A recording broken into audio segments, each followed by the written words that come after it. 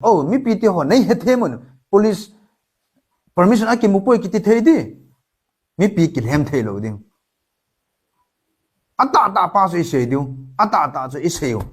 ki jo council mi pi adinga na din do wa hele no op do tao na tung tun jong do hi tao no op do tao thal chang na tung tun kha sa ta no op kha sa tao thi tao na nam pi adinga na ki pi do ngap cha lo wa hele to thim tao Delhi mi pi te hi vel ni nei zum so hi tai ina kinom lo he in akiki ho khomin nam kai chang chunga te ho to in langa kui civil organization ipi kui hile non cooperation movement hung ki pandi hitai na thilbo lo hi ki mo accept lo ding na sata khol chil na ki nei ding chu phat lebo chen na deserve wa hele cooperation ki bol do hi unless hi chu hi lo wa hele tu chung to ba cooperation ni ki pi ho hi ki pi lo ding hi tai ti chu ki no na yong ki nei hi lam kai len ta khat ni no hin tax in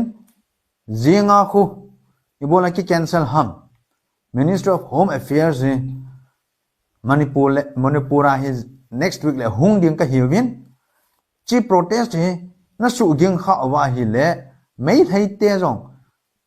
hung kile la ki diu ama hon jong protest a hin bol ki no wa hi le nang ho jong ka reach out thelo diu ama ho jong ka reach out thelo diu hi achu commission no chu lo hing thelo de hi ji chun cancelun lang na ho tong ka ki mu tu thei diu ama ho tong ka ki mu tu thei ding ki mu tu ting ole na de na ngai na sei diu hi ati na he